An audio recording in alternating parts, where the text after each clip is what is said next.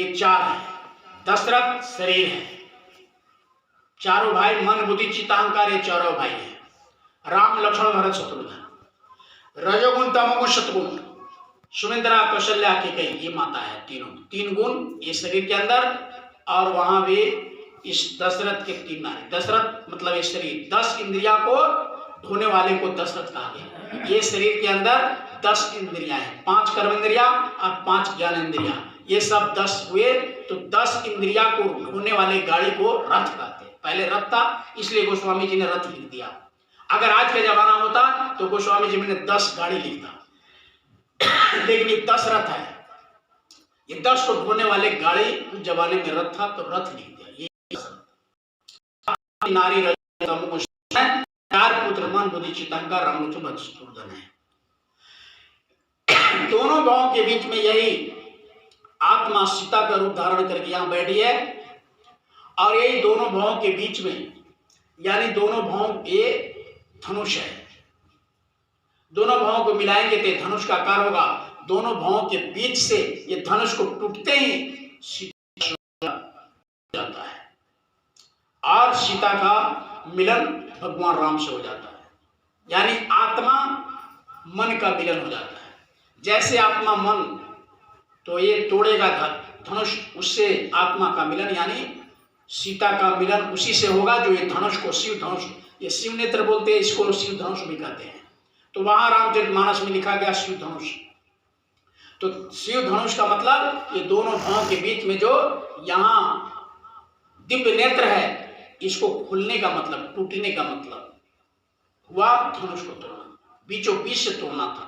तो ये दोनों को बीचों बीच से, ये गुरु महाराज ने कहा कि यहाँ मन बुद्धि चित्त अहंकार चारों तरफ बैठे हैं, बीच में यही सीता सूरत बैठी हुई है।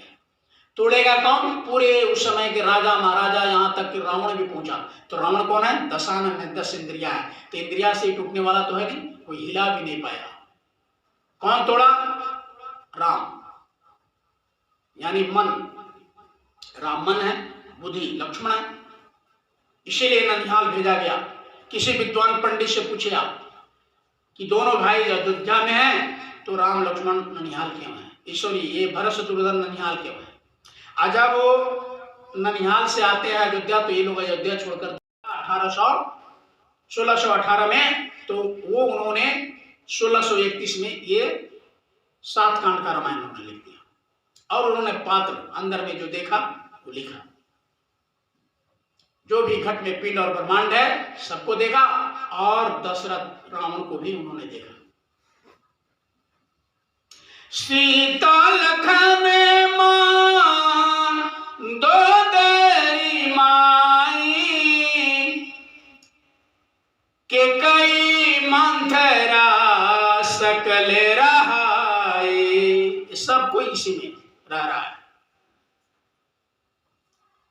और उसका अपना अपना काम कर रहा है। मंथरा अपना काम कर रहा है, मन अपना काम कर रहा है, सीता अपना काम कर रहा है, हनुमान अपना काम कर रहा है, सब कोई अपना।